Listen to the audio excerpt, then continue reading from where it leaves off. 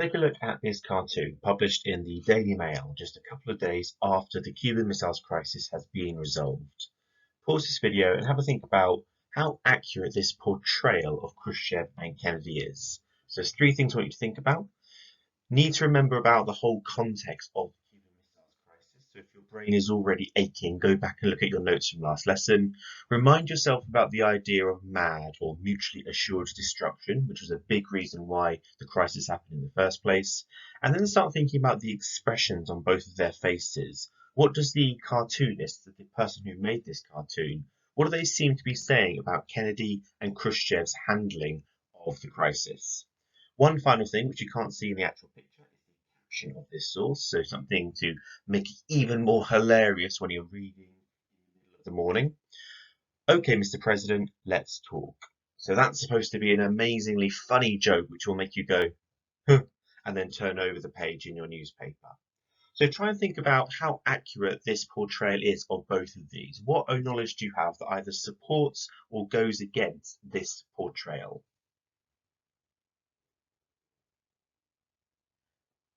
So quickly running through those bullet points. Obviously, the Cuban Missiles Crisis was a situation where both America and the Soviet Union could have blown each other up if these two leaders, or perhaps Castro, had made a few more ill-judged steps than they already did. The idea of mutually assured destruction is the idea that neither side would want to launch their nuclear weapons because the other side would launch their nuclear weapons, which explains why both of them are sitting on the other person's bombs. You might just be able to squint your way through and see that Khrushchev is sitting on an H bomb, a hydrogen bomb with the USA on it, and Kennedy sat on an H bomb with the USSR sat on it. And each of them has their finger just hovering above the trigger. They're also engaged in an arm wrestle, and you think those two things don't need to be true at the same time. They could just have the finger hovering over their button, but they're in an arm wrestling match. We all know arm wrestles are essentially pointless. It's a show of skill, a show of strength, a show of bravado. You want to show that you're the manliest man there ever is, unless of course you're a female in an arm wrestling match. Looking at the expressions on their face, Kennedy looks nervous, he looks determined. You can see one bead of sweat just falling down the side of his face there. Khrushchev, however, is trembling. He's absolutely soaked with sweat. All of that would suggest that while Kennedy is taking this seriously, he's in a strong and commanding position compared to Khrushchev, who's just blindly panicking. You can't particularly tell who's shaking more in that arm wrestle, but you would imagine that Khrushchev is definitely struggling. Now, if you think about your own knowledge here, you know this is a bit of an exaggeration. You know that Kennedy, just like Khrushchev, or America, just like the Soviet Union, was desperately trying to find a way to end this crisis. If you did the role play from last lesson, you'd know about the many different difficult decisions that Kennedy had to make. On the whole, he was certainly a good and decisive leader. He did a great deal to ignore all of the criticism he'd received from the Berlin Wall crisis the year before. But on the other hand, Khrushchev did a lot to end the crisis as well. Neither of them particularly wanted this. And of course, you can criticize Khrushchev for starting the crisis by putting the missiles in Cuba, but that does ignore the fact that America had had missiles in Turkey and Italy and Greece for many years before this. So you could argue that the Americans had started the Cuban Missiles Crisis just years before. Now, especially thinking about your USA course or your medicine course, where you could get a cartoon like this to analyse in the exam, if you think this is a couple of days after the crisis and it's in a British newspaper, the Daily Mail, all of that would suggest that it's not particularly reliable evidence.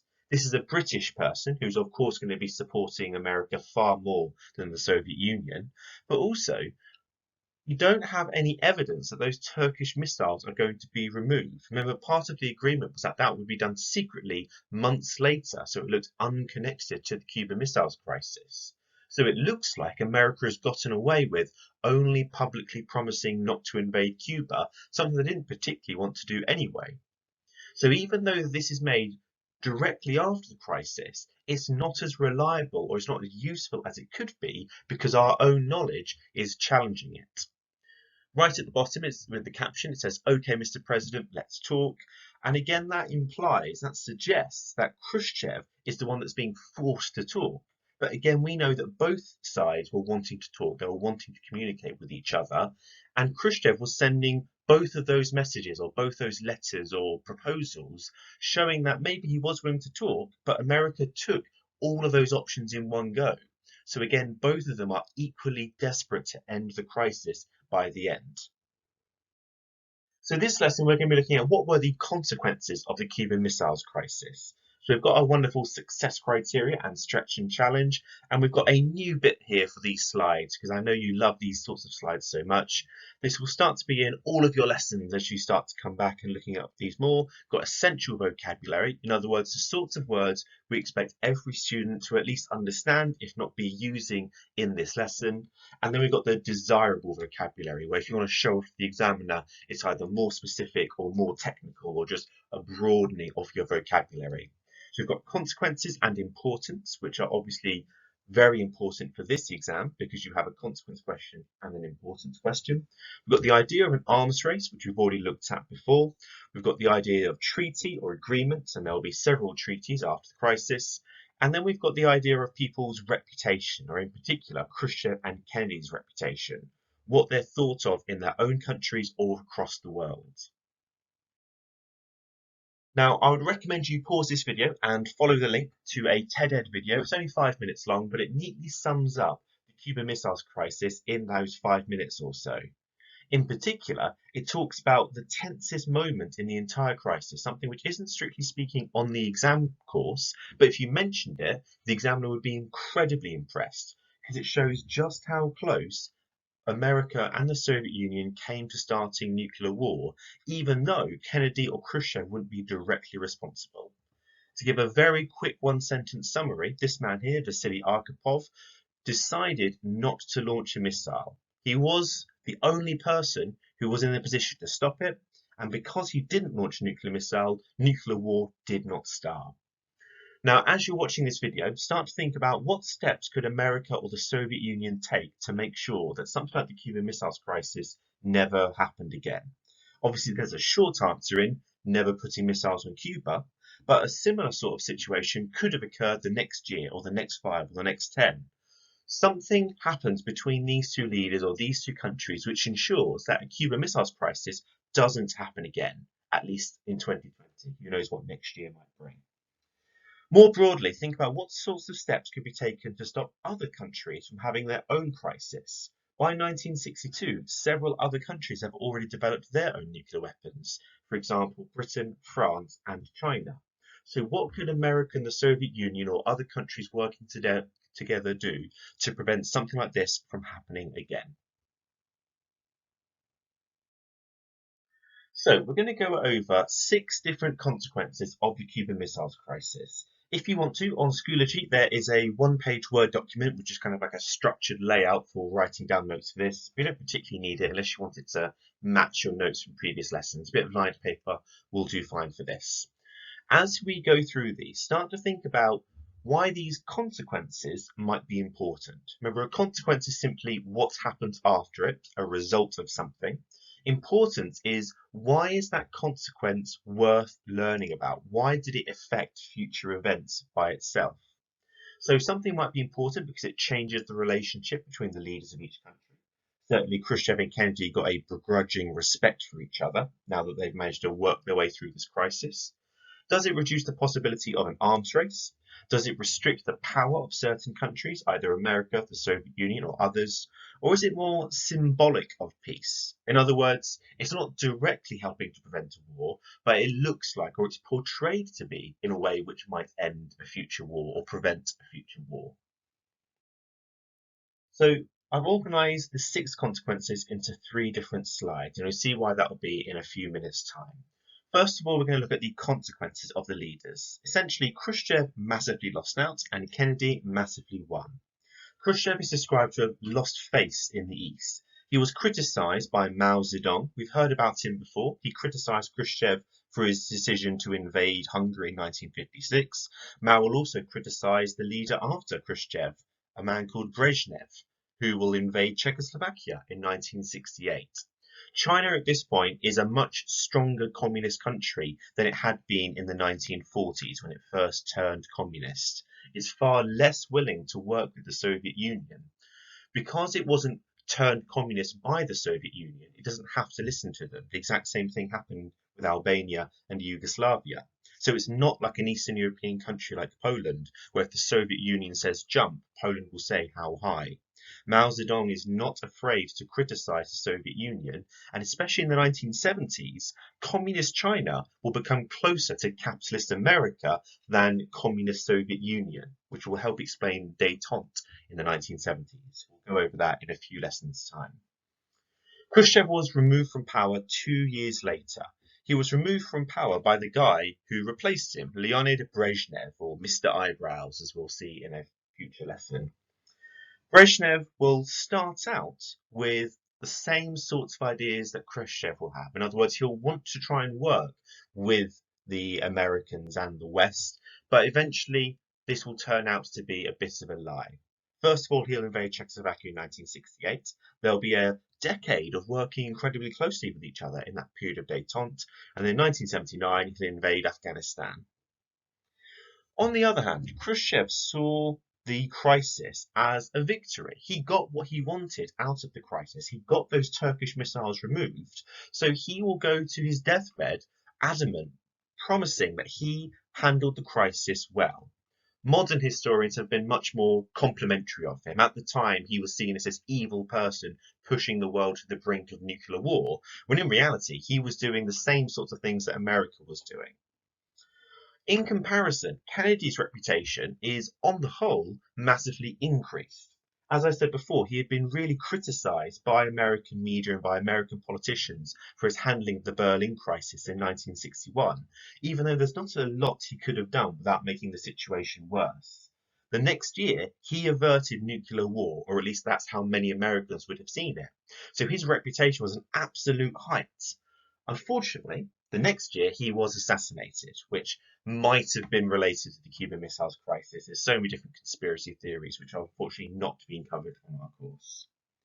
In particular, America's or Kennedy's ability to get the Turkish missiles removed in secret makes it seem like America got a much stronger or better deal than the Soviet Union did.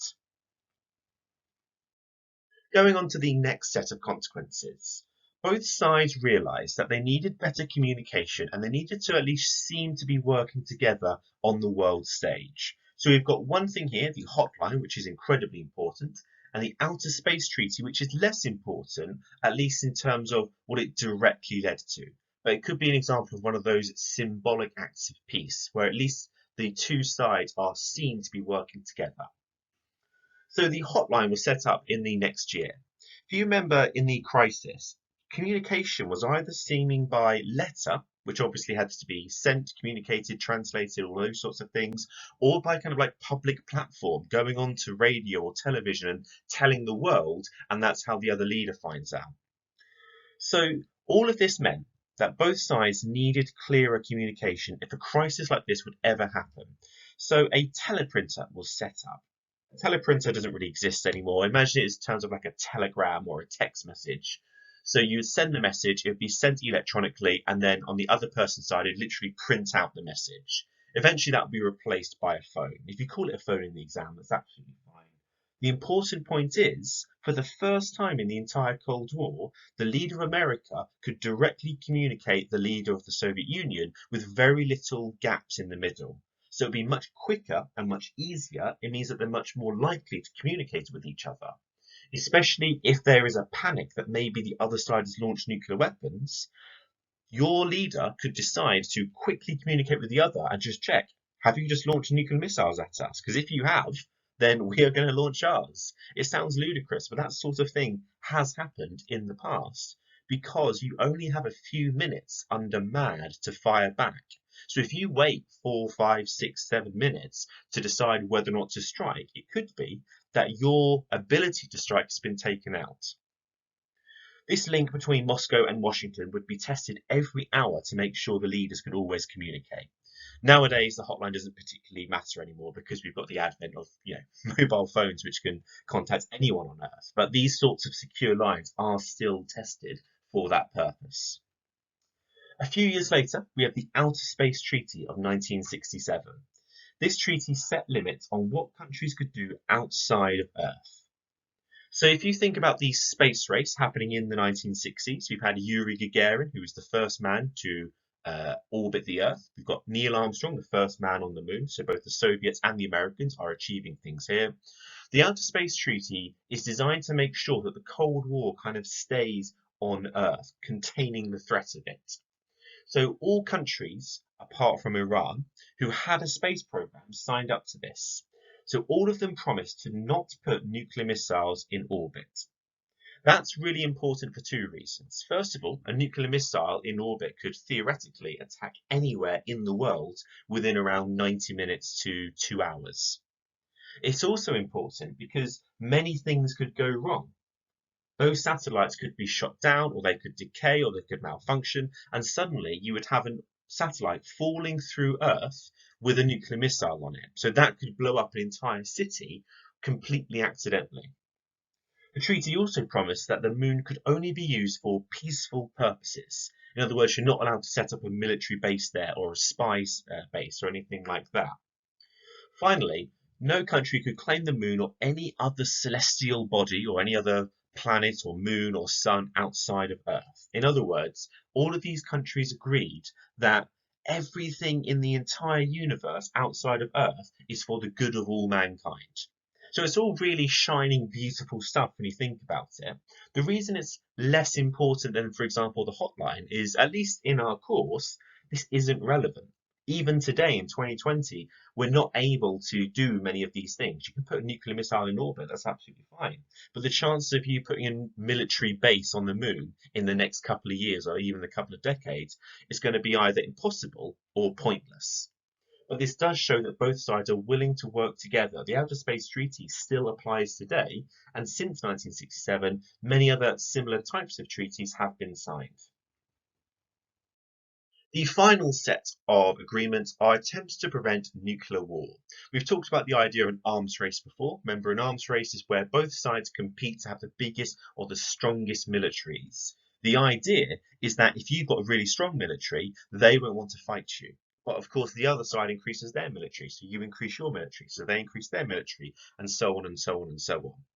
So both sides are not agreeing to end the arms race. They're agreeing to put certain sensible limits on it, although whether or not they're sensible enough depends on your views on nuclear weapons. Now we've got two different treaties or agreements here. Unfortunately, they've both got incredibly long names, and look out for that red word. We'll talk about that in a second. But you can just call them their acronyms. So you've got the PTBT or the NNPT. So the Partial Test Ban Treaty, or even just the Test Ban Treaty, is signed the year after the Cuban Missiles Crisis. This promises that any country with nuclear weapons will not test those nuclear weapons unless they're testing it underground, which sounds a little bit weird. You think, well, the Earth is still what we're standing on, but compared to either testing it underwater, above ground, or in space, that is the best way to safely conduct those tests. There's less risk of going wrong, there's less risk of causing damage to the wider environment, and it's also less threatening. Imagine testing a nuclear missile in space. Remember, this is before the Outer Space Treaty. That would be a clear statement to the other side that you are capable of launching a nuclear missile in space.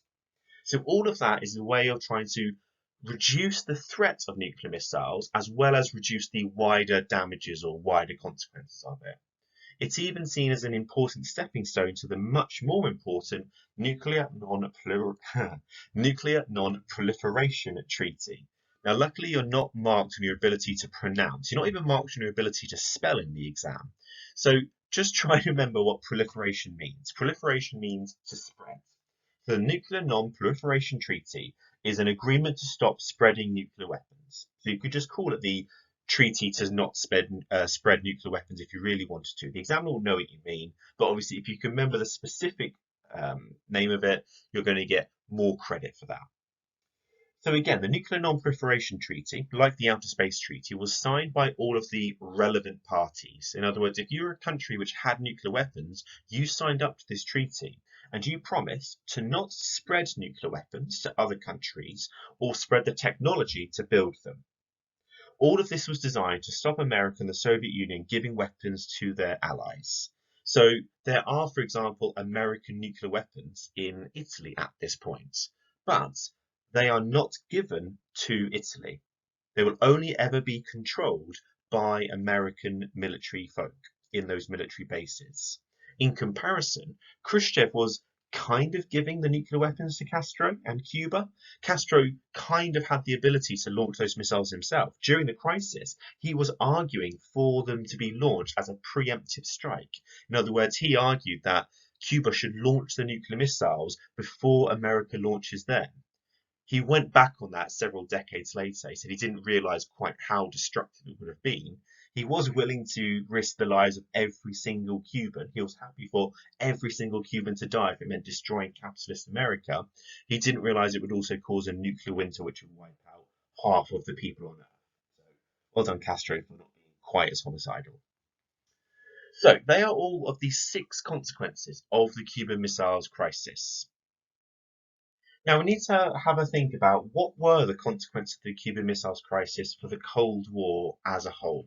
We're going to be looking at an exam question in a minute, but these are some warm-up questions to get you in the right frame of mind. So you don't spend too long on these, but definitely write 1 or 2 sentences for each of these questions. So first of all, which were the most important results for US-USSR relations? In other words, out of these 6, which would be the most important for affecting how the 2 countries related to each other or communicated with each other or thought about each other? So you could go for the simple answer of Khrushchev and Kennedy, the first 2 consequences. Kennedy was seen as a hero. Khrushchev was insulted and criticized and replaced just 2 years later by a completely different leader. But Kennedy's reputation isn't massively affecting their relations with the Soviet Union. It is having an effect, but he's also killed a year later. So him being considered better than Khrushchev isn't actually that important. Instead, therefore, you might want to pick a different consequence, for example, the Outer Space Treaty, which shows that they're willing to work together, or the Nuclear Non-Proliferation Treaty, which shows that they are definitely working together to prevent another Cuban crisis. Thinking about which of these consequences would be most likely to stop a nuclear war, again, you're probably going to be looking at the Nuclear Non-Proliferation Treaty, or you might argue it could be something like the Partial Test Ban Treaty, because without the Partial Test Ban Treaty, you may not have had the Nuclear Non-Proliferation Treaty in the 1960s, or maybe even not at all. Without those important stepping stones, you wouldn't get to the big, more important treaties towards the end.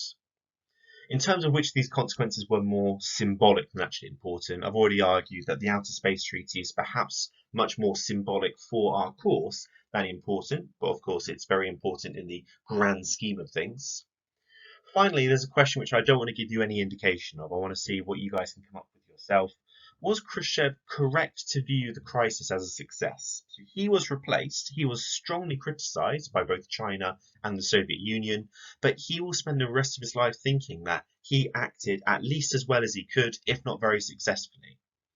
Does that answer change if you're thinking about America specifically, the Soviet Union specifically, or maybe non-participants of the Cold War? Finally, there's a stretching challenge. If you think about this mad theory, both sides are willing to threaten nuclear war to prevent nuclear war. That's the underlying idea of mutually assured destruction. You won't launch your missiles because if you do, we'll launch our missiles. Both superpowers will continue to follow this theory and it'll be taken up by other countries like Britain and France and China who get their nuclear weapons. Does this suggest that they haven't learned their lesson, or is it kind of a sane decision, if you'll pardon the awful pun?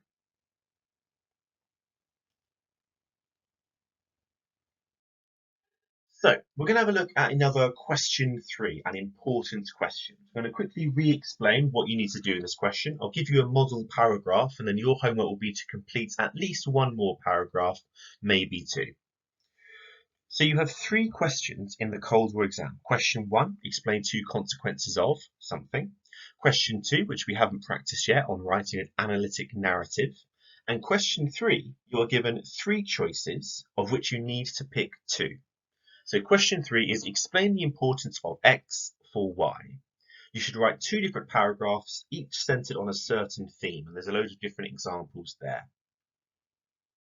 To give you an idea of what that will look like in the exam, This is taken from a very awful photocopy I've made. So you can see explain two of the following, and there's three different events, and each of those events has a different tale. So it's explain the importance of the events in Hungary in 1956 for the development of the Cold War, or explain the importance of the Soviet invasion of Czechoslovakia in 1968 for relations between the US and the Soviet Union. So you won't get three different questions all focused on the same event. However, here are three different questions focused on the same event. Before we start looking at a question, it's worth trying to think about how to make sure that your answer focuses on that tale. Because it's very easy in the exam to panic and think, oh, I know loads of stuff that happened after the Cuban Missiles Crisis. But that doesn't necessarily mean that you can write everything.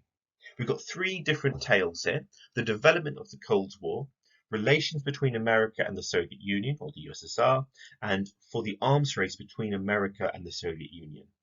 So these are all three tales that the examiner has used before, but the examiner could use anything they wanted to. So it's definitely worth spending a couple of minutes pausing this video again and thinking, out of the six consequences that we've gone through, which could be mentioned for each of these questions.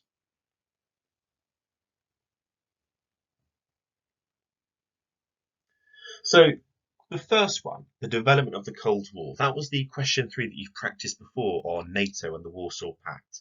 That is the best tale you could get for a question 3. Development of the Cold War essentially means, how did this event, in this case the Cuban Missiles Crisis, affect anything that came after it in the Cold War? That means for that tale, you can mention pretty much everything. It's the broadest, most vague question. You'd always want to try and go for that. Explaining the importance of the Cuban Missiles Crisis for relations between the USA and the USSR is starting to narrow it down a bit, because everything needs to be focused on how these two countries treated or thought of or reacted to each other. So I've already said that Kennedy being praised in the USA is not particularly useful for this question. You can mention it if you're desperate, but there's definitely better things you could use. The final one, on the arms race between America and the Soviet Union, is the most restrictive out of these three. Certainly D and F, so the Partial Test Ban Treaty and the Nuclear Non-Proliferation Treaty, could be mentioned. You can make a case for E because they're specifically limiting nuclear weapons or weapons in general in outer space, and maybe you could argue C because the hotline would reduce the tensions of the arms race because both sides are able to communicate with each other in a crisis. But for that one, particularly, A and B are definitely not relevant because neither of those are related to the arms race specifically. So we're going to have a look at an example question. I've gone for the mid-range difficulty there on relations between America and the USSR. So this is how you would start one of your paragraphs. Obviously, you're using the phrasing of the question each time. One way the Cuban Missiles Crisis 1962 was important for relations between America and the Soviet Union was that it led to a change in leadership of the Soviet Union. So we've got loads of different color coding there. So red is obviously part of the question. We've got the blue there for the certain key phrases that you should be using each time, and the green bit is the types of themes. I'll give you suggestions for the other paragraphs in a minute. Right at the bottom, we've got all sorts of key phrases. Now, it says key phrases for question 3, but to be honest, these are key phrases for questions 1, 2, and 3 as well. This question, or this exam in particular, is weird in terms of the examiner says, weirdly, if you don't use these sorts of phrases, you're probably not explaining it. So even if you are having a perfect paragraph with loads of precise detail and you are talking about the importance, without these sorts of phrases, you're probably not going to get as many marks for this question as you could do. Now, this is an outstanding paragraph for this question, I would know, because I've written it myself, and I am, of course, the best historian in the entire world. Not going to read through this. You can definitely pause this video. You can use this as one of your paragraphs for the homework if you like. The reason it is so good is that it's got a lot of precise factual detail. So it's mentioning China's Mao Zedong. It's got the Turkish missiles. It's got Leonid Brezhnev in 1982. And it's got the Czechoslovakian uprising, which we'll study next lesson. It's also got many more of those useful key phrases. The most important key phrase is that final one in blue. This was important for USA-USSR relations because your final sentence or two needs to directly link back to the question. The reason is, if you don't do that, you're likely to lose focus. You're likely just to be talking about why the Cuban Missiles Crisis was important, rather than why it was important for relations between America and the Soviet Union. So we've got two more suggestions on paragraphs. So you could look at the political impact for relations between the USA and the USSR. So I'm thinking about the second slide here with the hotline and the outer space treaty, where they're making agreements and communicating. Or you can use one to focus on the military agreements, which would be much more on the partial test ban treaty and the nuclear non-proliferation treaty. So have fun with that, guys. As I said, if you want to use the model paragraph as one of your paragraphs, that is absolutely fine. Or you might want to just do a whole question by yourself using these sentence starters. So that is everything on the consequences of the Cuban Missiles Crisis. You'll notice that this is a topic which we spent far longer on than any other thing before that. We've spent a couple of lessons on the Berlin Wall. We've spent 3 lessons on the Cuban Missiles Crisis.